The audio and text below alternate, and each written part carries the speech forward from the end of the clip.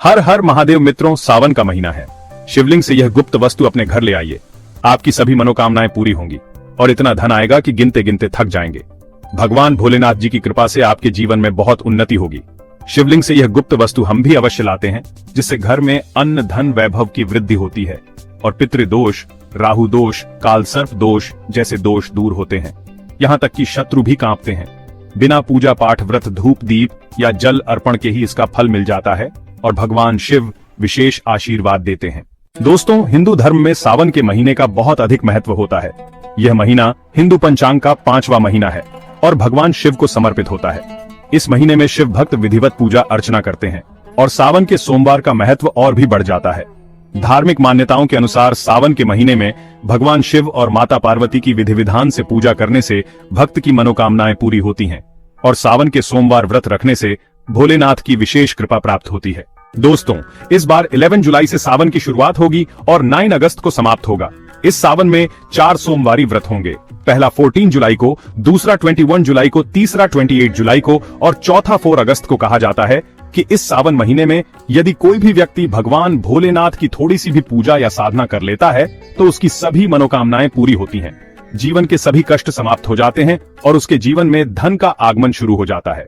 भक्तों, वीडियो आगे शुरू करते हैं उससे पहले भगवान भोलेनाथ के सच्चे भक्त इस चैनल की इस वीडियो को लाइक जरूर करें और कमेंट बॉक्स में हर हर महादेव सच्ची श्रद्धा से लिख दें, ताकि भगवान भोलेनाथ जी का आशीर्वाद सीधे आपको प्राप्त हो सके। दोस्तों, आज की इस वीडियो में हम आपको बताएंगे कि सावन के दिनों में आपको भगवान भोलेनाथ के मंदिर जाकर किन किन वस्तुओं को भगवान को अर्पित करना चाहिए और वहां से क्या क्या लेकर आना चाहिए, ताकि आपके घर की गरीबी, दरिद्रता, परेशानी, कष्ट और दिक्कतें हमेशा के लिए खत्म हो जाए और दूसरी ओर आपके घर में सुख, समृद्धि, यश, वैभव और ऐश्वर्य की प्राप्ति हो। ध्यान रखिए दोस्तों, सावन के महीने का इंतजार हर व्यक्ति इसीलिए करता है ताकि उसे भगवान भोलेनाथ का आशीर्वाद मिल सके। कहा गया है कि देवों के देव भगवान भोलेनाथ यदि किसी व्यक्ति को आशीर्वाद दे दें तो उसका साक्षात काल भी कुछ नहीं बिगाड़ सकता। इसीलिए आज की इस वीडियो में हम आपको बताएंगे कि कैसे आप सावन के इस पावन माह में भगवान भोलेनाथ को प्रसन्न कर सकते हैं, कैसे उनका आशीर्वाद प्राप्त कर सकते हैं और सावन के दिनों में शिवलिंग की पूजा कैसे करनी है, वह भी विशेष उपाय करते हुए। साथ ही आपको बताएंगे कि शिवलिंग पर क्या क्या चढ़ाना है और वहां से अपने घर क्या क्या लेकर आना है, ताकि आपके घर में अन्न और धन का भंडार कभी कम ना हो। देखिए दोस्तों, आपके जीवन में चाहे कितनी ही बड़ी परेशानी हो, कितनी ही बड़ी दिक्कत क्यों ना हो, मान लीजिए आपके जीवन में धन की समस्या है या आप नौकरी पाने के लिए बहुत ज्यादा परेशान हो चुके हैं, आपके शत्रुओं ने आपको घेर लिया है या संतान की प्राप्ति नहीं हो पा रही है, तो एक बात का ध्यान रखिएगा कि सावन के पावन दिन ऐसे होते हैं जिन दिनों कोई भी व्यक्ति अगर थोड़े से उपाय कर लेता है और भगवान भोलेनाथ की सच्ची श्रद्धा से पूजा करता है तो उसकी कितनी भी बड़ी मनोकामना या कितना भी बड़ा कष्ट हो, वह दूर हो जाता है और उसकी मनोकामना पूरी होती है। दोस्तों, मान लीजिए आपके ऊपर कोई दोष लगा हुआ है, जैसे वास्तु दोष, शनि दोष, प्रकृति दोष या कोई अन्य दोष, तो आपको सावन सोमवार के दिन थोड़ी सी पूजा करनी है और आपका दोष समाप्त हो जाएगा। आपके जीवन से सारी परेशानियां चली जाएंगी और आपके जीवन में जो धन आना रुक गया था उसका आगमन फिर से शुरू हो जाएगा। मानकर चलिए कि इसके बाद आपके जीवन में कभी कोई परेशानी नहीं रहेगी। बस दोस्तों, आज की इस वीडियो को अंत तक देख लीजिए और मानकर चलिए कि भगवान भोलेनाथ के आशीर्वाद से आपकी सभी मनोकामनाएं भी पूरी होंगी और आपके जीवन की सभी परेशानियां भी समाप्त हो जाएंगी। देखिए, एक बात कही गई है कि जब भी हम भगवान भोलेनाथ की पूजा करें तो हमें धैर्य और विश्वास रखना चाहिए और पूरी श्रद्धा के साथ उनकी पूजा करनी चाहिए, क्योंकि भगवान भोलेनाथ अत्यंत भोले हैं और किसी भी व्यक्ति की थोड़ी सी पूजा या साधना से ही तुरंत प्रसन्न हो जाते हैं। इसीलिए दोस्तों, सावन सोमवार के दिन कुछ बातें हैं जो आपको अवश्य जाननी चाहिए, क्योंकि यदि आप सावन सोमवार के दिन भगवान भोलेनाथ के सामने पूजा करने जा रहे हैं तो याद रखिए, अगर आपसे कोई गलती हो गई तो भगवान भोलेनाथ आपसे क्रोधित हो सकते हैं, और यदि आपने सही तरीके से पूजा की तो उसी दिन आपको भगवान भोलेनाथ का आशीर्वाद प्राप्त होगा और उसके बाद आपके जीवन में कभी कोई परेशानी नहीं आएगी। हम आपको एक एक बात विस्तार से बताने जा रहे हैं, इसलिए इस वीडियो को अंत तक जरूर देखिए। सबसे पहले आपको भगवान भोलेनाथ के मंदिर जाना होगा, क्योंकि जितने भी उपाय बताए जा रहे हैं ये मंदिर में किए जाने वाले उपाय हैं। देखिए, अक्सर कई लोग हमसे पूछते हैं कि गुरुजी, हमारे घर पर शिवलिंग है, क्या हम घर पर ही पूजा नहीं कर सकते? तो इसका उत्तर है नहीं दोस्तों, आपको मंदिर जाना ही पड़ेगा, क्योंकि मंदिर का शिवलिंग और घर के शिवलिंग में बहुत बड़ा अंतर होता है। मंदिर के शिवलिंग की ऊर्जा आपके घर के शिवलिंग की तुलना में करोड़ों गुना अधिक होती है। उसमें ऐसी सकारात्मक ऊर्जा होती है कि अगर आप वहां थोड़ी सी भी पूजा कर लेते हैं तो उसका फल तुरंत मिलता है और आपके जीवन की हर परेशानी समाप्त हो जाती है। तो आपको जितने भी उपाय आज बताए जा रहे हैं वे सब मंदिर में ही करने हैं। आपके जीवन की परेशानियों को दूर करने और मनोकामनाओं की पूर्ति के लिए जो उपाय बताए जा रहे हैं उनके लिए आपको मंदिर जाना होगा। और सावन सोमवार का पर्व जो इस बार सोमवार को ही पड़ रहा है वह बहुत ही विशेष दिन होता है। इस दिन यदि आप मंदिर जाकर भगवान भोलेनाथ की सच्ची श्रद्धा से पूजा अर्चना करते हैं तो मानकर चलिए दोस्तों, आपके जीवन में कभी भी कोई कष्ट नहीं आएगा और पूरे वर्ष आपके घर में अन्न और धन का भंडार बना रहेगा।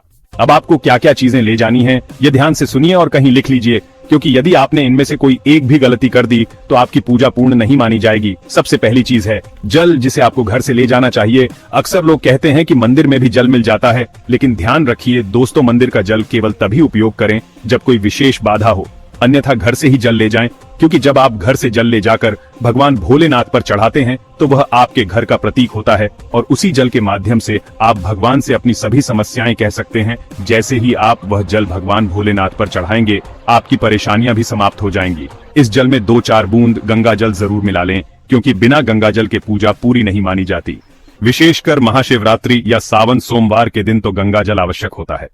दूसरी चीज है 3 पत्तों वाला बेलपत्र, जो अत्यंत शुभ माना जाता है। कहा गया है कि यदि एक ओर आप 1000 कन्याओं को भोजन कराएं और दूसरी ओर भगवान भोलेनाथ को एक बेलपत्र अर्पित करें तो दोनों का फल समान होता है, इसलिए बेलपत्र अवश्य ले जाएं। तीसरी चीज है सफेद फूल, जो भगवान भोलेनाथ को अत्यंत प्रिय है, इसलिए सावन सोमवार को मंदिर में सफेद पुष्प चढ़ाना चाहिए ताकि भगवान का आशीर्वाद प्राप्त हो सके और जीवन की सभी समस्याएं समाप्त हो जाए। दोस्तों, सफेद चंदन भी ले जाना आवश्यक होता है और यदि आप भगवान भोलेनाथ को दूध अर्पित करना चाहें तो यह ध्यान रखें कि दूध कच्चा होना चाहिए, पका हुआ दूध कभी नहीं चढ़ाना चाहिए।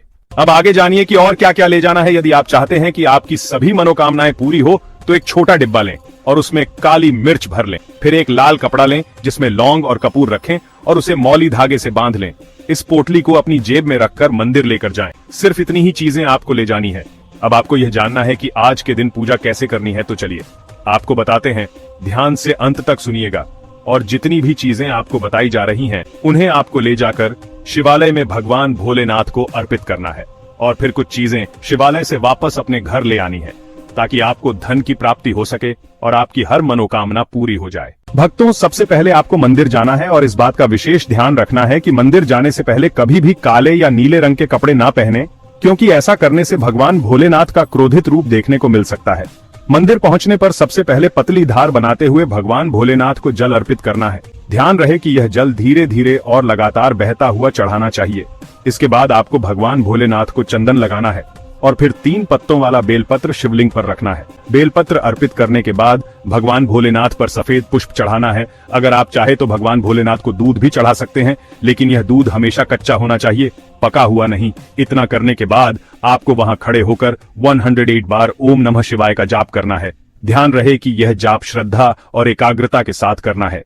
अब आगे जो करना है वह यह कि जो डिब्बा आप काली मिर्च का लेकर गए हैं उस डिब्बे को शिवालय में शिवलिंग पर गिरती हुई जलधारा से स्पर्श कराना है और फिर उसे वापस अपनी जेब में सुरक्षित रख लेना है। उसी तरह जो लाल कपड़े की पोटली आप लौंग और कपूर के साथ ले गए हैं उसे भी शिवधारा से छुआकर वापस अपनी जेब में रख लेना है। इसके बाद आपको यह करना है कि जिस लोटे में आप पानी या दूध लेकर गए थे उसमें शिवलिंग से गिरता हुआ थोड़ा सा जल भरकर वापस ले आना है। ध्यान रखिए कि जो जल या दूध आप घर से लेकर गए थे उसे पूरा का पूरा भगवान भोलेनाथ को अर्पित कर देना है और वापस नहीं लाना है। केवल वही जल वापस लाना है जो शिवलिंग पर चढ़ने के बाद नीचे गिर रहा है। हो सकता है आपके मन में सवाल आए कि जब इतने लोग वहां पर पानी चढ़ा रहे हैं तो उसमें से कौन सा जल लें, तो उसकी चिंता ना करें, क्योंकि शिवलिंग पर चढ़ाया गया जल अमृत समान पवित्र हो जाता है और उसे ही घर लाना चाहिए। कहा जाता है कि कई देवी देवता अदृश्य रूप में शिवलिंग के पास खड़े रहते हैं ताकि शिवलिंग से गिरता हुआ पवित्र जल वे स्वयं धारण कर सकें। इतना पवित्र होता है शिवलिंग से गिरता हुआ जल, इसीलिए आपको शिवलिंग से गिरता हुआ थोड़ा सा जल अपने लोटे में ले लेना चाहिए। बस कुछ बूंदे ही पर्याप्त हैं। अब आपको करना यह है कि उस जल को लेकर घर वापस आना है और घर लौटते ही उस जल को अपने घर के लोगों पर हल्का हल्का छिड़कना है। साथ ही घर के हर कोने और मुख्य द्वार पर भी वह जल छिड़क देना है। बस इतना ही करना है और मान लीजिए पूरे साल आपके घर में कोई नकारात्मक शक्ति प्रवेश नहीं कर पाएगी।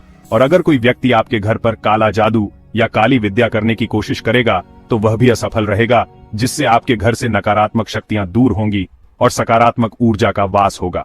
अब जो काली मिर्च आप भगवान भोलेनाथ के शिवलिंग से स्पर्श कराकर लाए हैं उसे अपने पूजा घर में रख दें। यह काली मिर्च का डिब्बा आपके पास रहेगा और जब भी आप किसी शुभ कार्य जैसे व्यापार की बैठक, नौकरी प्राप्ति या किसी विशेष काम के लिए बाहर निकलें तो घर के मुख्य द्वार पर इस काली मिर्च को रखकर उसे अपने पैर से कुचलते हुए निकलें। ऐसा करने से आपके काम में आने वाली सभी बाधाएं भगवान भोलेनाथ के आशीर्वाद से अपने आप दूर हो जाएंगी और जिस भी काम के लिए आप जाएंगे उसमें निश्चित ही सफलता प्राप्त होगी। दोस्तों, सावन सोमवार के दिन भगवान भोलेनाथ का साक्षात आशीर्वाद मिलता है और आपके जीवन की हर परेशानी समाप्त हो जाती है। सावन सोमवार की रात को आप सभी प्रकार की बुरी और अनिष्ट शक्तियों से छुटकारा पा सकते हैं। जो लोग भगवान भोलेनाथ और माता पार्वती की पूजा करना चाहते हैं वे इस दिन अपने घर में शिवलिंग स्थापित कर सकते हैं, पर ध्यान रखें कि जो भी शिवलिंग रखें वह अभिमंत्रित होना चाहिए। आप कोई भी शिवलिंग जैसे स्फटिक का या नर्मदेश्वर शिवलिंग रख सकते हैं, लेकिन उसे मंत्रों द्वारा विधि पूर्वक अभिमंत्रित कर लें और फिर अपने घर पर भगवान भोलेनाथ का पूजन करें। एक लोटा जल शिवलिंग पर चढ़ाएं, क्योंकि सावन सोमवार को मंदिरों में बहुत अधिक भीड़ होती है और यह भीड़ ही सावन के इस पावन माह में चारों ओर एक अद्भुत और सुंदर वातावरण बना देती है, जहां कोने कोने में शिव भक्त दिखाई देते हैं। अगर आप मंदिर में नहीं जा सके या ठीक से जल नहीं चढ़ा पाए तो घर में ही शांति से पूजा करें। गन्ने का रस, पंचामृत, दूध, दही, घी, शहद, शक्कर मिलाकर अभिषेक करें। फिर भगवान भोलेनाथ का श्रृंगार करें, चंदन चढ़ाएं, अक्षत अर्पित करें और जनेऊ अर्पित करें। थोड़ा सा चंदन का इत्र भी अर्पित करें, क्योंकि चंदन का इत्र विशेष रूप से भगवान शिव को बहुत प्रिय है। भगवान के पसंदीदा पुष्प चढ़ाएं, जैसे कनेर के सफेद पुष्प, कमल, गुलाब और बेलपत्र। ये सभी फूल भगवान भोलेनाथ को प्रिय हैं। साथ ही 5 बेलपत्र अवश्य चढ़ाएं। आप चाहे तो बेलपत्र पर श्री या ओम नमः शिवाय या राम राम लिखकर अर्पित कर सकते हैं। बेलपत्र का चिकना भाग ही उपयुक्त होता है और यह सीधे शिवलिंग पर अर्पित करना चाहिए। ध्यान रखें कि बेलपत्र कटे फटे नहीं होने चाहिए, क्योंकि भगवान को हमेशा पूर्ण सामग्री अर्पित करनी चाहिए। कहते हैं कि जब भगवान भोलेनाथ ने गले में विष धारण किया था तो आदि शक्ति माता के कहने पर देवताओं ने भगवान शिव के सिर पर भांग, धतूरा, बेलपत्र आदि रखा और निरंतर जल अभिषेक किया। इस कारण उनके मस्तिष्क का ताप कम हुआ और तब से ही भगवान शिव को भांग और धतूरा अर्पित किया जाने लगा। यह बहुत कम लोग जानते हैं कि इसी कारण शिवलिंग पर भांग और धतूरा चढ़ाया जाता है।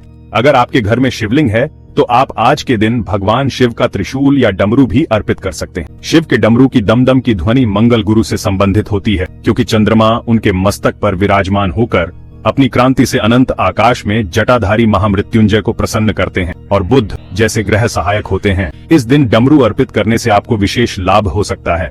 आप भगवान शिव का डमरू अपने शरीर पर भी धारण कर सकते हैं। विशेष रूप से अभिमंत्रित करके चांदी का छोटा डमरू पहन सकते हैं। अगर आपको ये जानकारी अच्छी लगी हो तो चैनल को सब्सक्राइब करें और वीडियो को लाइक करें और कमेंट बॉक्स में हर हर महादेव जरूर लिखें। धन्यवाद।